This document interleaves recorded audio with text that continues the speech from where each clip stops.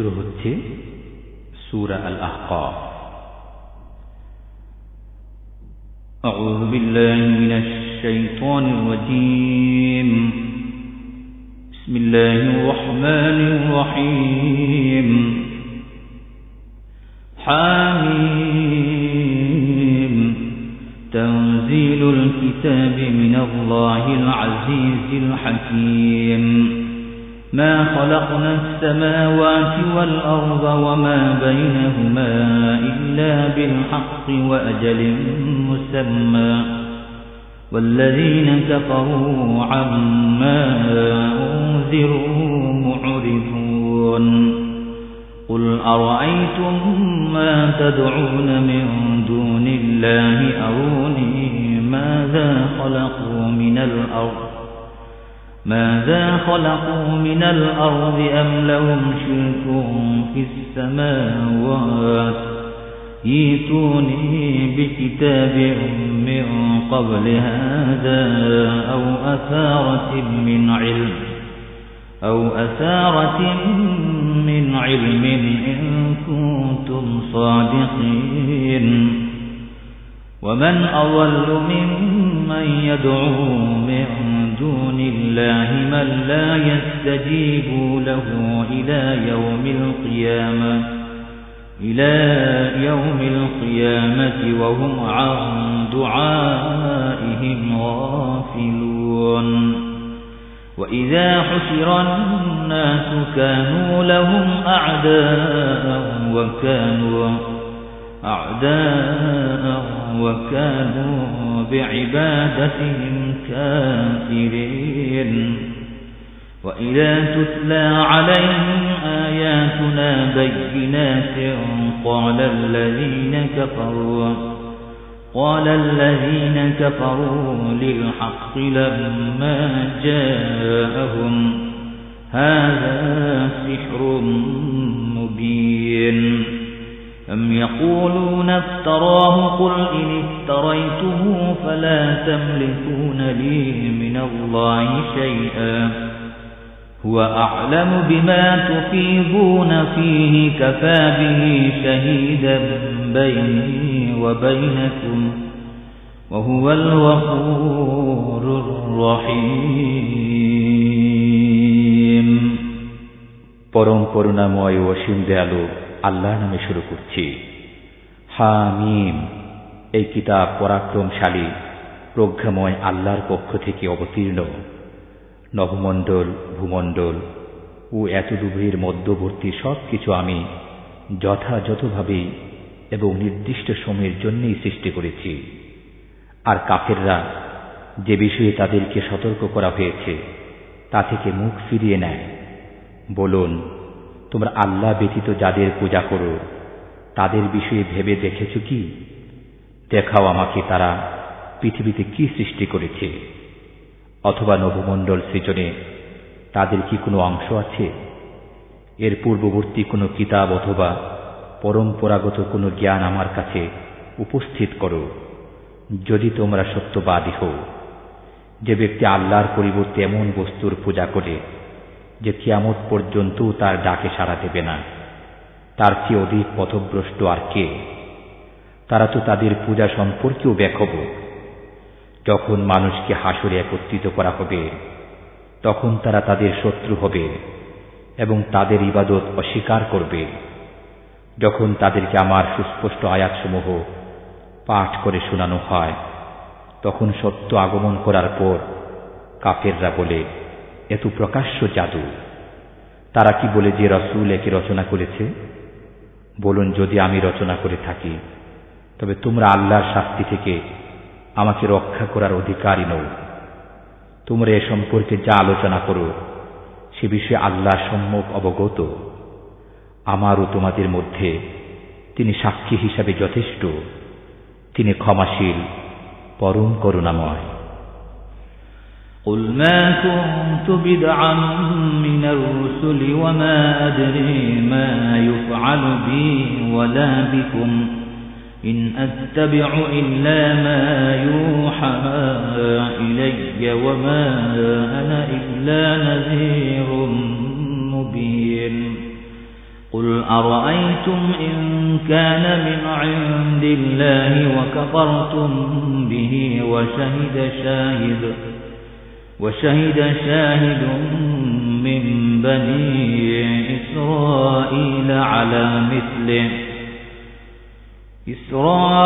على مثله فآمن واستكبرتم إن الله لا يهدي القوم الظالمين وقال الذين كفروا للذين آمنوا لو كان خيرا ما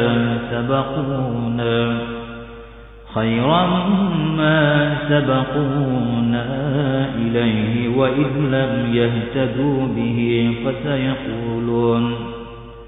فسيقولون هذا إفك قديم ومن قبله كتاب موسى إماما ورحمة وهذا كتاب مصدق لسانا عربيا لينذر الذين ظلموا وبشرى للمحسنين إن الذين قالوا ربنا الله ثم استقاموا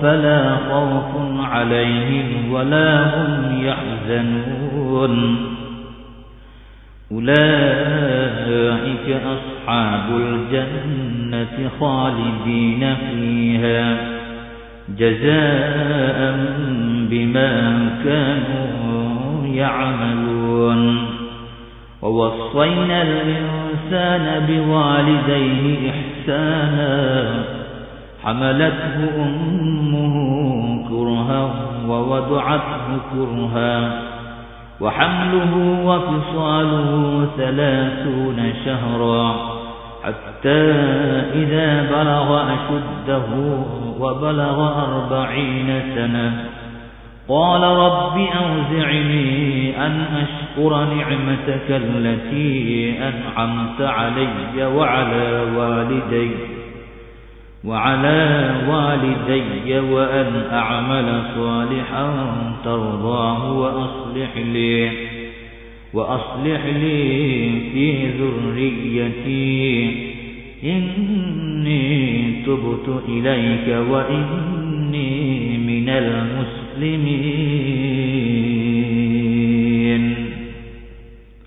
বলুন আমি তো কোনো নতুন রাসূল নই, আমি জানি না আমার ও তোমাদের সাথে কি ব্যবহার করা হবে। আমি কেবল তারই অনুসরণ করি যা আমার প্রতি ওহী করা হয়। আমি সুস্পষ্ট সতর্ককারী ছাড়া কিছু নই। বলুন তোমরা ভেবে দেখেছ কি যদি এটা আল্লাহর পক্ষ থেকে হয় এবং তোমরা একে অমান্য করো এবং বনী ইসরাঈলের একজন সাক্ষী এর পক্ষে সাক্ষ্য দিয়ে এতে বিশ্বাস স্থাপন করে আর তোমরা অহংকার করো, তবে তোমাদের চেয়ে অধিক জালিম আর কে হবে? নিশ্চয় আল্লাহ জালিমদেরকে পথ দেখান না। আর কাফেররা মুমিনদের বলতে লাগলো যে যদি এ দিন ভালো হতো তবে এরা আমাদের পেছনে ফেলে এগিয়ে যেতে পারত না। তারা যখন এর মাধ্যমে সুফল পায়নি তখন শীঘ্রই বলবে এ তো এক পুরাতন মিথ্যা। এর আগে মুসার কিতাব ছিল পথ প্রদর্শক ও রহমত স্বরূপ, আর এই কিতাব তার সমর্থক আরবি ভাষায়, যাতে জালেমদেরকে সতর্ক করে এবং সৎকর্মপরায়ণদেরকে সুসংবাদ দেয়। নিশ্চয় যারা বলে আমাদের পালনকর্তা আল্লাহ অতঃপর অবিচল থাকে তাদের কোনো ভয় নেই এবং তারা চিন্তিতও হবে না। তারাই জান্নাতের অধিকারী, তারা তথায় চিরকাল থাকবে। তারা যে কর্ম করত এটা তারই প্রতিফল। আমি মানুষকে তার পিতামাতার সাথে সৎ ব্যবহারের আদেশ দিয়েছি। তার জন্যই তাকে কষ্ট সহকারে গর্ভে ধারণ করেছে এবং কষ্ট সহকারে প্রসব করেছে। তাকে গর্ভে ধারণ করতেও তার স্তন্য ছাড়তে লেগেছে 30 মাস।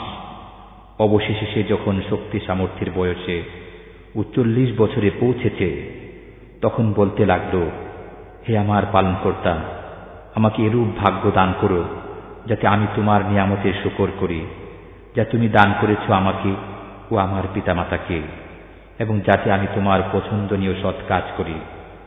আমার সন্তানদেরকে সৎকর্ম পরায়ণ করো। আমি তোমার প্রতি তওবা করলাম এবং আমি আজ্ঞাবহদের অন্তর্ভুক্ত হলাম।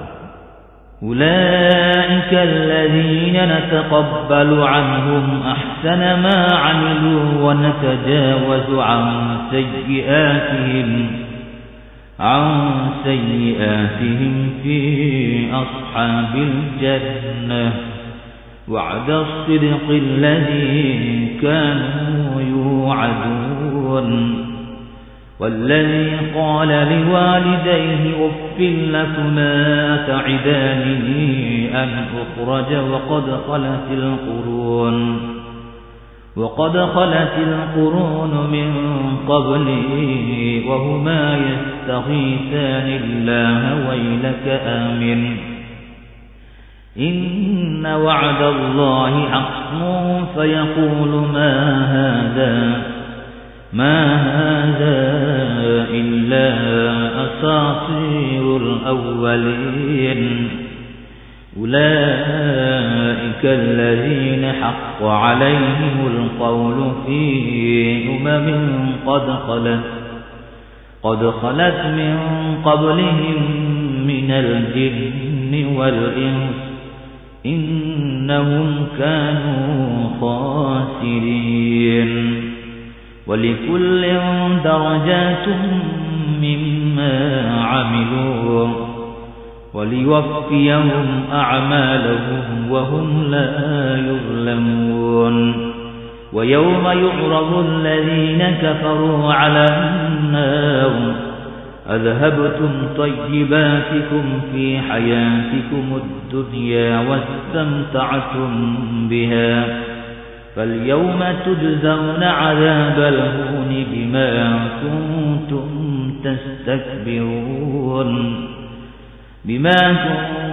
تستكبرون في الأرض بغير الحق وبما كنتم تفسقون واذكر أخا عاد إذ أنذر قومه بالأحقاف وقد خلت النذر من بين يديه ومن خلفه ألا تعبدوا إلا الله إني أخاف عليكم عذاب يوم عظيم قالوا أجئتنا لتأفكنا عن آلهتنا فأتنا بما تعدنا إن كنت من الصادقين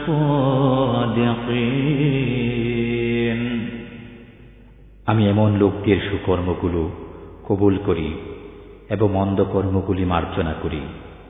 তারা জান্নাতীদের তালিকাভুক্ত সেই সত্য ওয়াদার কারণে যা তাদেরকে দেওয়া হতো। আর যে ব্যক্তি তার পিতামাতাকে বলে, ধিক তোমাদেরকে, তোমরা কি আমাকে খবর দাও যে আমি পুনরুত্থিত হব, অথচ আমার পূর্বে বহু লোক গত হয়ে গেছে।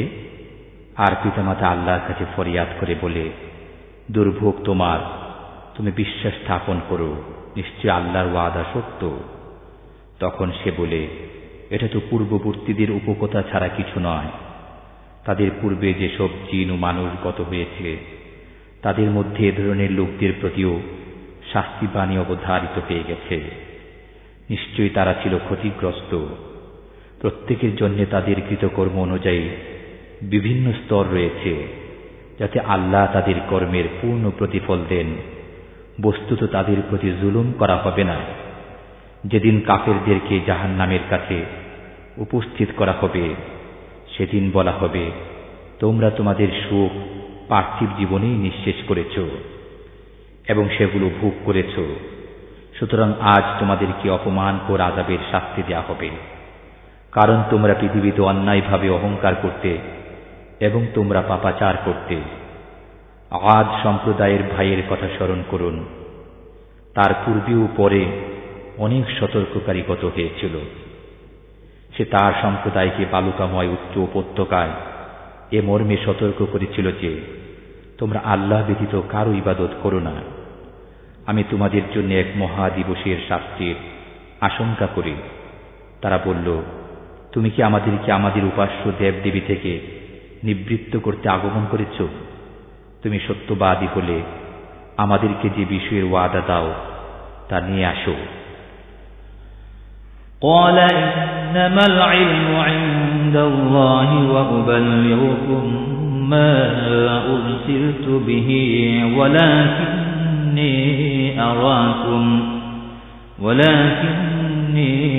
أراكم قوما تجهلون فلما رأوه عارضا مستقبل أوديتهم قالوا هذا عارض ممطرنا بل هو ما استعجلتم به ريح فيها عذاب أليم تدمر كل شيء بأمر ربها فأصبحوا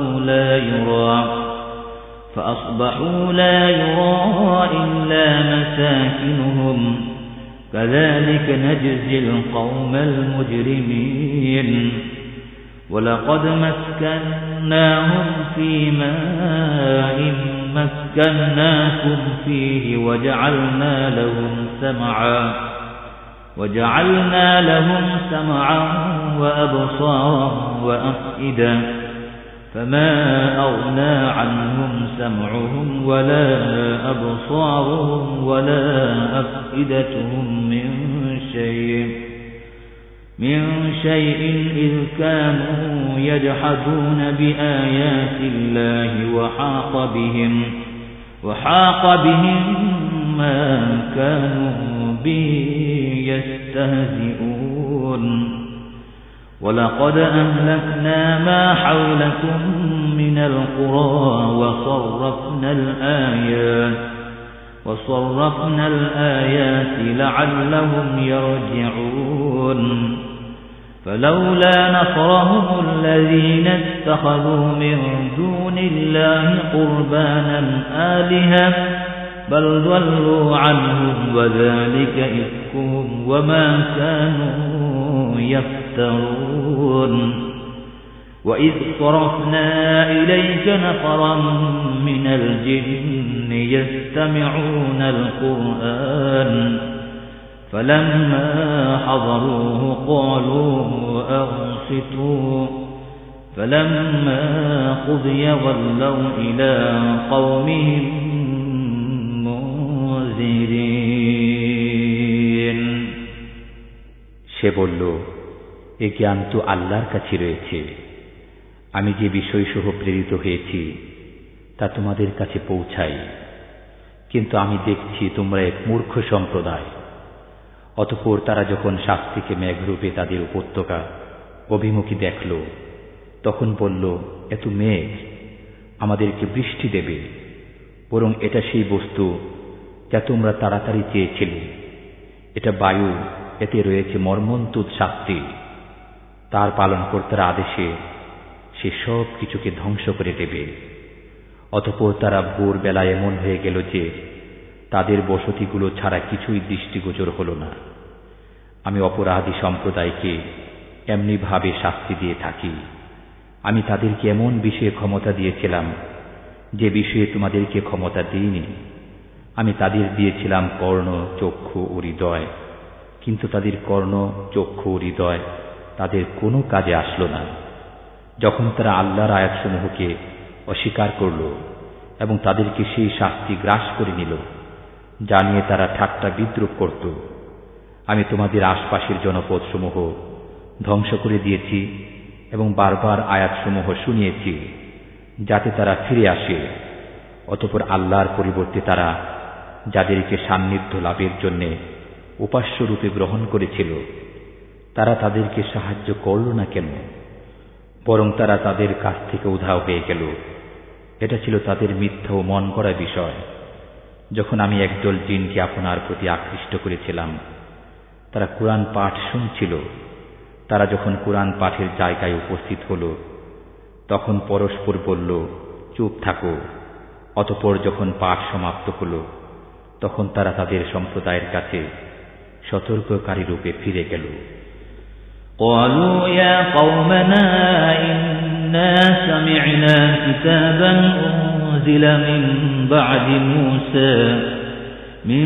بعد موسى مصدقا لما بين يديه يهدي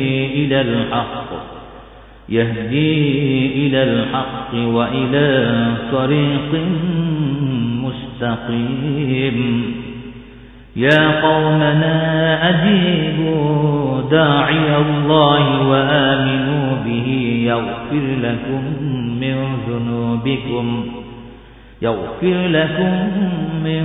ذنوبكم ويجركم من عذاب أليم ومن لا يجب داعي الله فليس بمعجز في الأرض وليس له من دونه أولياء أولئك في ضلال مبين أولم يروا أن الله الذي خلق السماوات والأرض ولم يعي بخلقهن بقادر على أن يحيي الموتى بلى إنه على كل شيء قدير ويوم يعرض الذين كفروا على النار أليس هذا بالحق قالوا بلى وربنا قال فذوقوا العذاب بما كنتم تكفرون فاصبر كما صبر أولو العزم من الرسل ولا تستعجل لهم كأنهم يوم يرون ما يوعدون لم يلبثوا إلا ساعة من نهار بلاغ فهل يهلك إلا القوم الفاسقون তারা বলল, হে আমার সম্প্রদায়, আমরা এমন এক কিতাব শুনেছি যা মুসার পর অবতীর্ণ হয়েছে।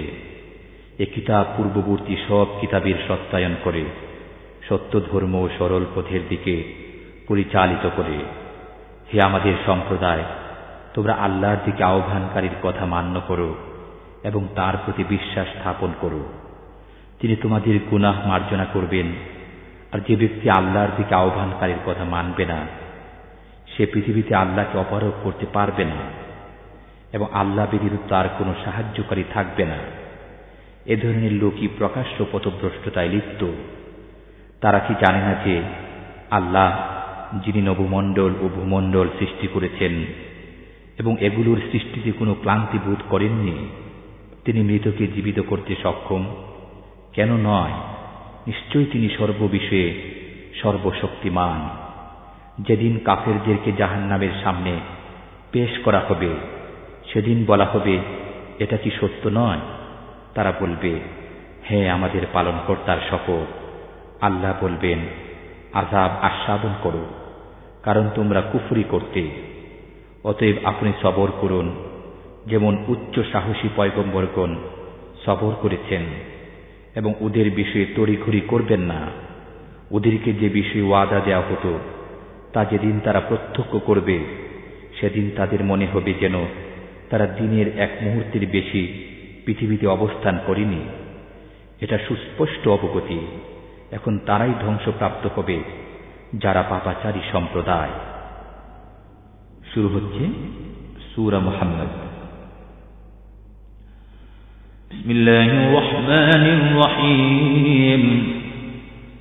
الذين كفروا وصدوا عن سبيل الله أضل أعمالهم والذين آمنوا وعملوا الصالحات وآمنوا بما نزل على محمد وهو الحق من ربهم كفر عنهم سيئاتهم وأصلح بالهم ذلك بأن الذين كفروا اتبعوا الباطل وأن الذين آمنوا اتبعوا الحق من ربهم كذلك يضرب الله للناس أمثالهم فإذا لقيتم الذين كفروا فضرب الرقاب حتى إذا أثخنتموهم فشدوا الوثاق فإما منا بعد وإما فداء حتى تضع الحرب أوزارها ذلك ولو يشاء الله لانتصر منهم ولكن ليبلو بعضكم ببعض والذين قتلوا في سبيل الله فلن يضل أعمالهم سيهديهم ويصلح بالهم ويدخلهم الجنة عرفها لهم يا أيها الذين آمنوا إن تنصروا الله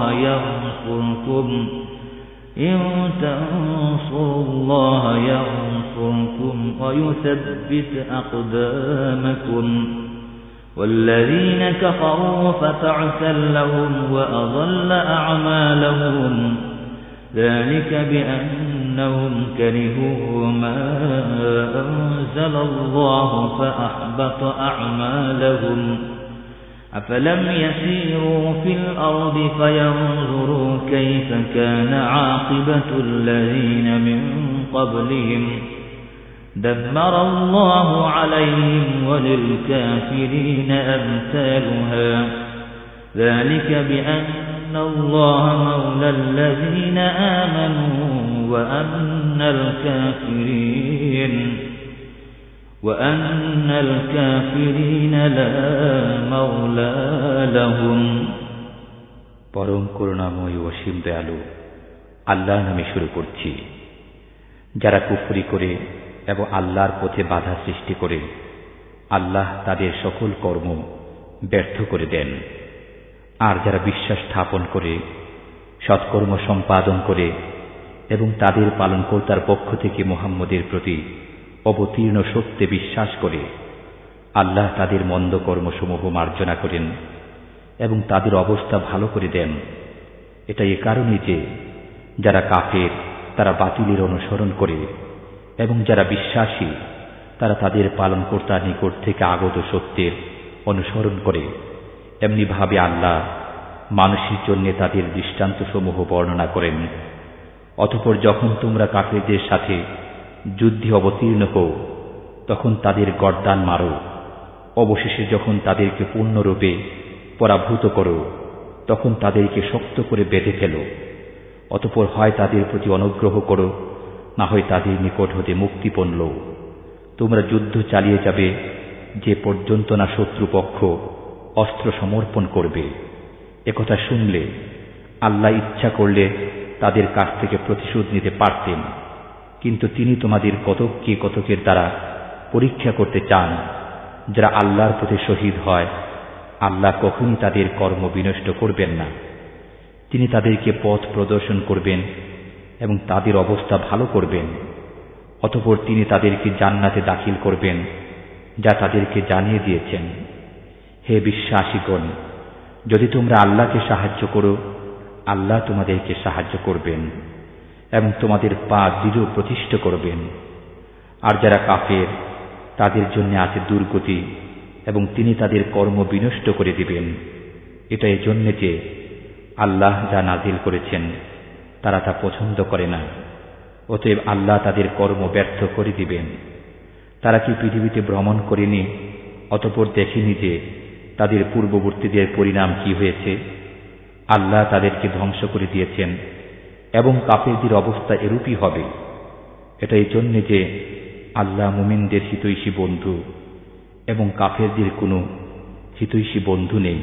ইন্নাল্লাহা ইউদখিলুল্লাযীনা আমানু ওয়া আমিলুস সালিহাতি জান্নাতিন তাজরি جنات تجري من تحتها الأنهار والذين كفروا يتمتعون ويأكلون كما تأكل الأنعام والنار مثوى لهم وكأي من قرية هي أشد قوة من قريتك التي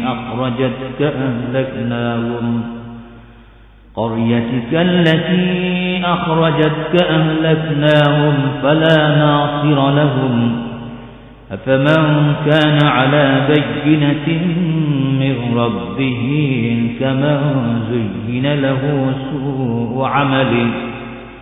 سوء عمله واتبعوا أهواءهم مثل الجنة التي وعد المتقون فيها أنهار من ماء غير آسن وأنهار من لبن لم يتغير طعمه وأنهار من خمر لذة للشاربين وأنهار من عسل مصفى ولهم فيها من كل الثمرات ومغفرة من ربهم كمن هو خالد في النار وسقوا ماء حميما فقطع أمعاءهم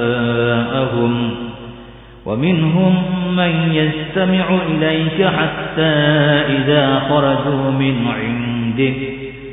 عندك قالوا للذين أوتوا العلم ماذا قال آنفا أولئك الذين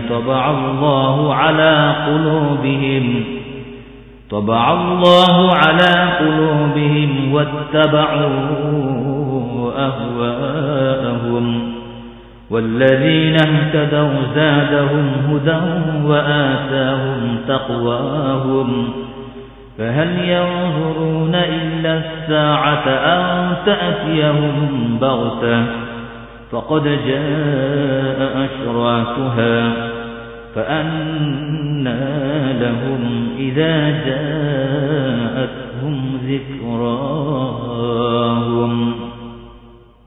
যারা বিশ্বাস করে ও সৎকর্ম করে আল্লাহ তাদেরকে জান্নাতে দাখিল করবেন যার পাদদেশে নির্ঝরিণী সমূহ প্রবাহিত হয় আর যারা কাফের তারা ভোগ বিলাসে মত্ত থাকে এবং চতুষ্পদ জন্তুর মতো আহার করে তাদের বাসস্থান জাহান্নাম যে জনপদ আপনাকে বহিষ্কার করেছে তার চেয়ে কত শক্তিশালী জনপদকে আমি ধ্বংস করেছি অতঃপর তাদেরকে সাহায্য করার কেউ ছিল না যে ব্যক্তি তার পালনকর্তার পক্ষ থেকে আগত নিদর্শন অনুসরণ করে সে কি তার সমান যার কাছে তার মন্দ কর্ম শুভনীয় করা হয়েছে এবং যে তার খেয়াল খুশির অনুসরণ করে পরহেজগারদেরকে যে জান্নাতের ওয়াদা দেয়া হয়েছে তার অবস্থা এরূপ তাতে আছে পানির নহর নির্মল দুধের নহর যার স্বাদ অপরিবর্তনীয় পানকারীদের জন্য সুস্বাদু শরাবের নহর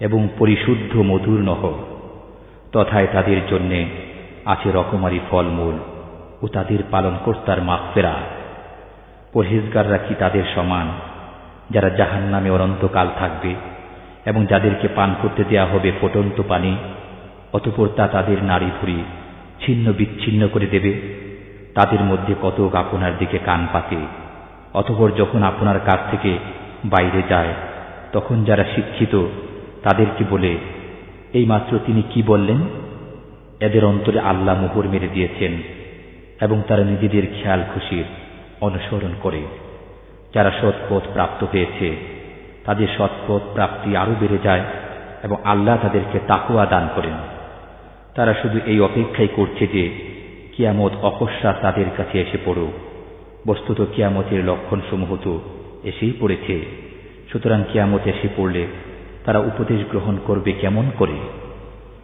فاعلم أنه لا إله إلا الله واستغفر لذنبك وللمؤمنين والمؤمنات والله يعلم متقلبكم ومثواكم ويقول الذين آمنوا لولا نزلت سورة فإذا أنزلت سورة محكمة وذكر فيها القتال رأيت الذين في قلوبهم مرض ينظرون إليك نظر المغشي عليه من الموت فأولى لهم طاعة وقول معروف فإذا عزم الأمر فلو صدقوا الله لكان خيرا لهم فهل عسيتم إن توليتم أن تفسدوا في الأرض وتقطعوا أرحامكم أولئك الذين لعنهم الله فأصمهم وأعمى أبصارهم أفلا يتدبرون القرآن أم على قلوب أقفالها إن الذين ارتدوا على أدبارهم من بعد ما تبين لهم الهدى الشيطان سول لهم وأملى لهم ذلك بأنهم قالوا للذين كرهوا ما نزل الله سنطيعكم في بعض الأمر والله يعلم إسرارهم فكيف إذا توفتهم الملائكة يضربون وجوههم وأدبارهم ذلك بأنهم اتبعوا ما أسخط الله وكرهوا رضوانه فأحبط أعمالهم أم حسب الذين في قلوبهم مرض أن لن يخرج الله أضغانهم জেনে রাখুন আল্লাহ ব্যতীত কোনো উপাস্য নেই। ক্ষমা প্রার্থনা করুন আপনার ত্রুটির জন্যে এবং মুমিন পুরুষ ও নারীদের জন্যে। আল্লাহ তোমাদের গতিবিধি ও অবস্থান সম্পর্কে পরিজ্ঞাত। যারা মুমিন তারা বলে একটি সূরা নাজিল হয় না কেন? অতঃপর যখন কোনো দ্ব্যর্থহীন সূরা নাজিল হয় এবং তাতে জিহাদের উল্লেখ করা হয়, তখন যাদের অন্তরে রোগ আছে আপনি তাদেরকে মৃত্যু ভয়ে মূর্ছাপ্রাপ্ত মানুষের মতো আপনার দিকে তাকিয়ে থাকতে দেখবেন। সুতরাং ধ্বংস তাদের জন্যে, তাদের আনুগত্য মিশ্র বাক্য জানা আছে। অতএব জিহাদের সিদ্ধান্ত হলে যদি তারা আল্লাহর প্রতি প্রদত্ত অঙ্গীকার পূর্ণ করে তবে তাদের জন্য তা মঙ্গলজনক হবে। ক্ষমতা লাভ করলে সম্ভবত তোমরা পৃথিবীতে অনর্থ সৃষ্টি করবে এবং আত্মীয়তার বন্ধন ছিন্ন করবে। এদের প্রতি আল্লাহ অভিসম্পাত করেন, অতঃপর তাদেরকে বধির ও দৃষ্টিশক্তিহীন করেন। তারা কি কুরআন সম্পর্কে গভীর চিন্তা করে না? না তাদের অন্তর তালাবদ্ধ? নিশ্চয় যারা সোজা পথ ব্যক্ত হওয়ার পর তৎপ্রতি পৃষ্ঠ প্রদর্শন করে, শয়তান তাদের জন্য তাদের কাজকে সুন্দর করে দেখায় এবং তাদেরকে মিথ্যা আশা দেয়। এটা এই জন্যে যে তারা তাদেরকে বলে, যারা আল্লাহর অবতীর্ণ কিতাব অপছন্দ করে, আমরা কোনো কোনো ব্যাপারে তোমাদের কথা মান্য করব। আল্লাহ তাদের গোপন পরামর্শ অবগত আছেন। ফেরেশতা যখন তাদের মুখমণ্ডল ও পৃষ্ঠদেশে আঘাত করতে করতে প্রাণ হরণ করবে, তখন তাদের অবস্থা কেমন হবে? এটা এই জন্যে যে তারা সেই বিষয়ের অনুসরণ করে যা আল্লাহর অসন্তোষ সৃষ্টি করে এবং আল্লাহর সন্তুষ্টিকে অপছন্দ করে। ফলে তিনি তাদের কর্মসমূহ ব্যর্থ করে দেন। যাদের অন্তরে রোগ আছে তারা কি মনে করে যে আল্লাহ তাদের অন্তরের বিদ্বেষ প্রকাশ করে দেবেন না? وَلَوْ نَشَاءُ لأريناكهم فلعرفتهم بسيماهم ولتعرفنهم في لحن القول والله يعلم أعمالكم ولنبلونكم حتى نعلم المجاهدين منكم والصابرين ونبلو أخباركم إن الذين كفروا وصدوا عن سبيل الله وشاقوا الرسول من بعد ما تبين لهم الهدى لن يضروا الله شيئا وسيحبط أعمالهم يا أيها الذين آمنوا أطيعوا الله وأطيعوا الرسول ولا تبطلوا أعمالكم إن الذين كفروا وصدوا عن سبيل الله ثم ماتوا وهم كفار فلن يغفر الله لهم فلا تهنوا وتدعوا إلى السلم وأنتم الأعلون الله معكم ولن يتركم أعمالكم إنما الحياة الدنيا لعب ولهو وإن تؤمنوا وتتقوا يؤتكم أجوركم ولا يسألكم أموالكم إن يسألكموها فيحفكم تبخلوا ويخرج أضغانكم ها أنتم هؤلاء تدعون لتنفقوا في سبيل الله فمنكم من يبخل ومن يبخل فإنما يبخل عن نفسه والله الغني وأنتم الفقراء وإن تتولوا يستبدل قوما غيركم ثم لا يكونوا أمثالكم আমি ইচ্ছা করলে আপনাকে তাদের সাথে পরিচিত করে দিতাম, তখন আপনি তাদের চেহারা দেখে তাদেরকে চিনতে পারতেন এবং আপনি অবশ্যই কথার ভঙ্গিতে তাদেরকে চিনতে পারবেন। আল্লাহ তোমাদের কর্মসমূহের খবর রাখেন। আমি অবশ্যই তোমাদেরকে পরীক্ষা করব যে পর্যন্ত না ফুটিয়ে তুলে তোমাদের জিহাদকারীদেরকে এবং সবরকারীদেরকে, এবং যতক্ষণ না আমি তোমাদের অবস্থানসমূহ যাচাই করি। নিশ্চয়ই যারা কাফের এবং আল্লাহর পথ থেকে মানুষকে ফিরিয়ে রাখে এবং নিজেদের জন্য সৎ পথ ব্যক্ত হওয়ার পর রাসূলের বিরোধিতা করে, তারা আল্লাহর কোনই ক্ষতি করতে পারবে না এবং তিনি ব্যর্থ করে দিবেন তাদের কর্মসমূহকে। হে মুমিনগণ, তোমরা আল্লাহর আনুগত্য করো এবং রাসূল সাল্লাল্লাহু আলাইহি ওয়াসাল্লামের আনুগত্য করো এবং নিজেদের কর্ম বিনষ্ট করো না। নিশ্চয় যারা কাফের এবং আল্লাহর পথ থেকে মানুষকে ফিরিয়ে রাখে অতঃপর কাফের অবস্থায় মারা যায়, আল্লাহ কখনোই তাদেরকে ক্ষমা করবেন না। অতএব তোমরা হীনবল হইও না এবং সন্ধির আহ্বান জানিও না, তোমরাই হবে প্রবল। আল্লাহই তোমাদের সাথে আছেন, তিনি কখনো তোমাদের কর্ম হ্রাস করবেন না। পার্থিব জীবন তো কেবল খেলাধুলা। যদি তোমরা বিশ্বাসী হও এবং সংযম অবলম্বন করো, আল্লাহ তোমাদেরকে তোমাদের প্রতিদান দেবেন এবং তিনি তোমাদের ধন সম্পদ চাইবেন না। তিনি তোমাদের কাছে ধন সম্পদ চাইলে অতঃপর তোমাদেরকে অতিষ্ঠ করলে তোমরা কার্পণ্য করবে এবং তিনি তোমাদের মনের সংকীর্ণতা প্রকাশ করে দেবেন। শুনো, তোমরাই তো তারা যাদেরকে আল্লাহর পথে ব্যয় করার আহ্বান জানানো হচ্ছে, অতঃপর তোমাদের কেউ কেউ কৃপণতা করছে।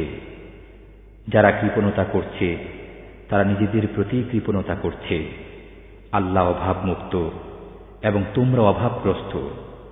যদি তোমরা মুখ ফিরিয়ে নাও তবে তিনি তোমাদের পরিবর্তে অন্য জাতিকে প্রতিষ্ঠিত করবেন, এরপর তারা তোমাদের মতো হবে না। শুরু হচ্ছে সূরা আল ফাতহ। بسم الله الرحمن الرحيم إنا فتحنا لك فتحا مبينا ليغفر لك الله ما تقدم من ذنبك وما تأخر ويتم نعمته عليك ويهديك صراطا مستقيما وينصرك الله نصرا عزيزا هو الذي أنزل السكينة في قلوب المؤمنين ليزدادوا إيمانا مع إيمانهم ولله جنود السماوات والأرض وكان الله عليما حكيما ليدخل المؤمنين والمؤمنات جنات تجري من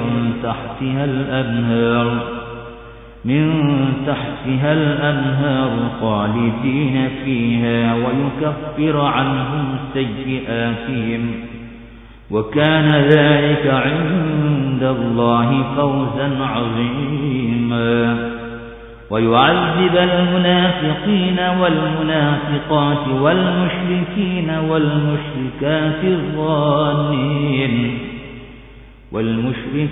الظانين بالله ظن السوء عليهم دائرة السوء وغضب الله عليهم ولعنهم وأعد لهم جهنم وساءت مصيرا ولله جنود السماوات والأرض وكان الله عزيزا حكيما إنا أرسلناك شاهدا ومبشرا ونذيرا لتؤمنوا بالله ورسوله وتعزروه وتوقروه وتسبحوه بكرة وأصيلا পরম করুণাময় ও অসীম দয়ালু আল্লাহ নামে শুরু করছি। নিশ্চয়ই আমি আপনার জন্য এমন একটা ফয়সালা করে দিয়েছি যা সুস্পষ্ট বিজয়, যাতে আল্লাহ আপনার অতীত ও ভবিষ্যৎ ত্রুটিসমূহ মার্জনা করে দেন এবং আপনার প্রতি তার নিয়ামত পূর্ণ করেন ও আপনাকে সরল পথে পরিচালিত করেন এবং আপনাকে দান করেন বলিষ্ঠ সাহায্য। তিনি মুমিনদের অন্তরে প্রশান্তি নাজিল করেন যাতে তাদের ঈমানের সাথে আরো ঈমান বেড়ে যায়। নভমণ্ডল ও ভূমণ্ডলের বাহিনীসমূহ আল্লাহরই এবং আল্লাহ সর্বজ্ঞ প্রজ্ঞাময়। ঈমান এজন্যই বেড়ে যায় যাতে তিনি ঈমানদার পুরুষ ও ঈমানদার নারীদেরকে জান্নাতে প্রবেশ করান, যার তলদেশে নদী প্রবাহিত, সেথায় তারা চিরকাল বসবাস করবে এবং যাতে তিনি তাদের পাপ মোচন করেন। এটা আল্লাহর কাছে মহা সাফল্য এবং যাতে তিনি কপট বিশ্বাসী পুরুষ ও কপট বিশ্বাসিনী নারী এবং অংশীবাদী পুরুষ ও অংশীবাদিনী নারীদেরকে শাস্তি দেন, যারা আল্লাহ সম্পর্কে মন্দ ধারণা পোষণ করে। তাদের জন্য মন্দ পরিণাম। আল্লাহ তাদের প্রতি ক্রুদ্ধ হয়েছেন, তাদেরকে অভিশপ্ত করেছেন এবং তাদের জন্য জাহান্নাম প্রস্তুত রেখেছেন। তাদের প্রত্যাবর্তন স্থল অত্যন্ত মন্দ। নভমণ্ডল ও ভূমণ্ডলের বাহিনীসমূহ আল্লাহরই। আল্লাহ পরাক্রমশালী, প্রজ্ঞাময়। আমি আপনাকে প্রেরণ করেছি সাক্ষ্যদাতা রূপে, সুসংবাদদাতা ও ভয় প্রদর্শনকারী রূপে, যাতে তোমরা আল্লাহ ও রাসূলের প্রতি বিশ্বাস স্থাপন করো এবং তাকে সাহায্য ও সম্মান করো এবং সকাল সন্ধ্যায় আল্লাহর পবিত্রতা ঘোষণা করো। ইন্নাল্লাযীনা ইউবাইউনাকা ইন্নামা ইউবাইউনাল্লাহ ইয়াদুল্লাহি ফাওকা আইদিহিম ফামান নাকাসা ফাইন্নামা ইয়ানকুসু আলা নাফসিহি ومن أوفى بما عاهد عليه الله فسيؤتيه أجرا عظيما سيقول لك المخلفون من الأعراب شغلتنا أموالنا وأهلنا فاستغفر لنا يقولون بألسنتهم ما ليس في قلوبهم قل فمن يملك لكم من الله شيئا إن أراد بكم ضرا أو أراد بكم نفعا بل كان الله بما تعملون خبيرا بل ظننتم أن لن ينقلب الرسول والمؤمنون إلى أهلهم أبدا وزين ذلك في قلوبكم وظننتم ظن السوء وكنتم قوما بورا ومن لم يؤمن بالله ورسوله فإنا أعتدنا للكافرين سعيرا ولله ملك السماوات والأرض يغفر لمن يشاء ويعذب من يشاء وكان الله غفورا رحيما سيقول المخلفون إذا انطلقتم إلى مغانم لتأخذوها ذرونا نتبعكم يريدون أن يبدلوا كلام الله قل لن تتبعونا كذلكم قال الله من قبل فسيقولون بل تحسدوننا بل كانوا لا يفقهون إلا قليلا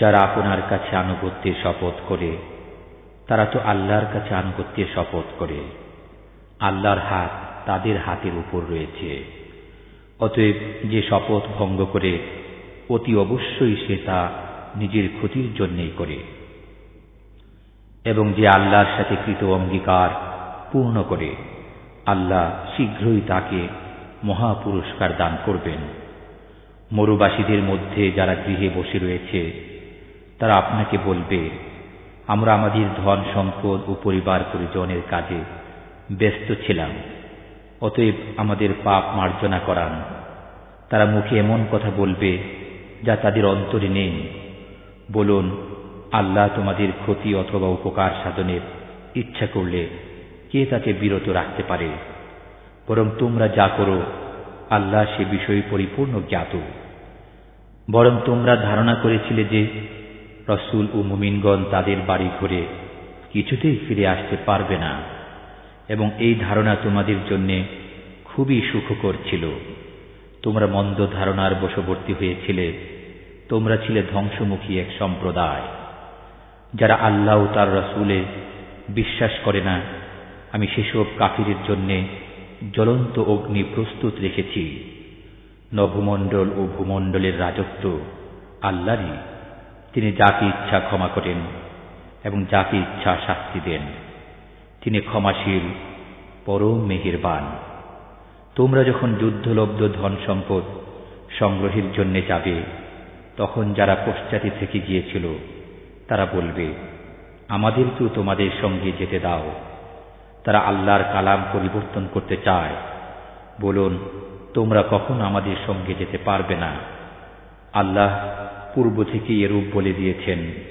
তারা বলবে বরং তোমরা আমাদের প্রতি বিদ্বেষ পোষণ করছো পরন্তু তারা সামান্যই বুঝে قل للمخلفين من الأعراب ستدعون إلى قوم أولي بأس شديد تقاتلونهم أو يسلمون فإن تطيعوا يؤتكم الله أجرا حسنا وإن تتولوا كما توليتم من قبل يعذبكم عذابا أليما ليس على الأعمى حرج ولا على الأعرج حرج ولا على المريض حرج ومن يطع الله ورسوله يدخله جنات تجري من تحتها الأنهار ومن يتولى يعذبه عذابا أليما لقد رضي الله عن المؤمنين إذ يبايعونك تحت الشجرة فعلم ما في قلوبهم فأنزل السكينة عليهم وأثابهم فتحا قريبا ومغانم كثيرة يأخذونها وكان الله عزيزا حكيما وعدكم الله مغانم كثيرة تأخذونها فعجل لكم هذه وكف أيدي الناس عنكم ولتكون آية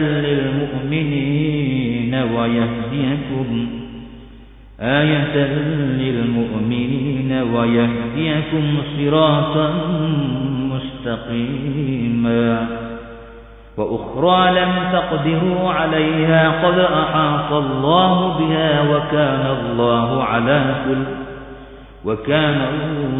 على كل شيء قديرا ولو قاتلكم الذين كفروا لولوا الأدبار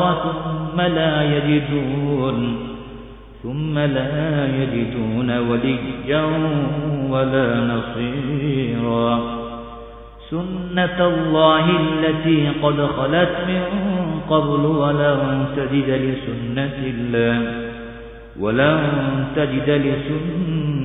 الله تبديلا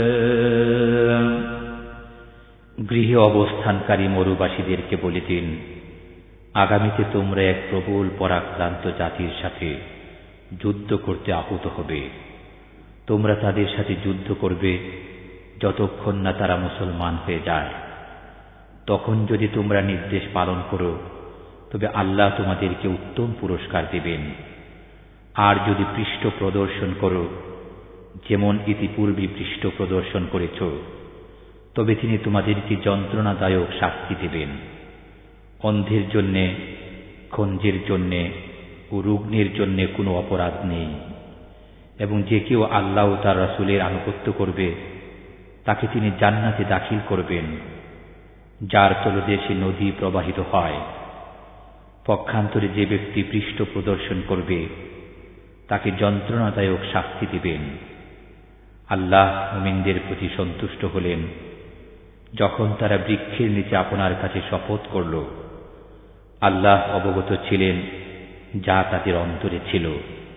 অতঃপর তিনি তাদের প্রতি প্রশান্তি নাজিল করলেন এবং তাদেরকে আসন্ন বিজয় পুরস্কার দিলেন এবং বিপুল পরিমাণে যুদ্ধলব্ধ সম্পদ যা তারা লাভ করবে। আল্লাহ পরাক্রমশালী, প্রজ্ঞাময়। আল্লাহ তোমাদেরকে বিপুল পরিমাণ যুদ্ধলব্ধ সম্পদের ওয়াদা দিয়েছেন যা তোমরা লাভ করবে। তিনি তা তোমাদের জন্য ত্বরান্বিত করবেন। তিনি তোমাদের থেকে শত্রুদের স্তব্ধ করে দিয়েছেন, যাতে এটা মুমিনদের জন্য এক নিদর্শন হয় এবং তোমাদেরকে সরল পথে পরিচালিত করেন। আরও একটি বিজয় রয়েছে যা এখনো তোমাদের অধিকারে আসেনি। আল্লাহ তা বেষ্টন করে আছেন। আল্লাহ সর্ববিষয়ে ক্ষমতাবান। যদি কাফেররা তোমাদের মোকাবিলা করত তবে অবশ্যই তারা পৃষ্ঠ প্রদর্শন করত। তখন তারা কোনো অভিভাবক ও সাহায্যকারী পেত না। এটাই আল্লাহর রীতি যা পূর্ব থেকে চালু আছে। তুমি আল্লাহর রীতিতে কোনো পরিবর্তন পাবে না। চালু আছে, তুমি আল্লাহর রীতিতে কোনো পরিবর্তন পাবে না। চালু আছে, তুমি আল্লাহর রীতিতে কোনো পরিবর্তন পাবে না। চালু আছে, তুমি আল্লাহর রীতিতে কোনো পরিবর্তন পাবে না।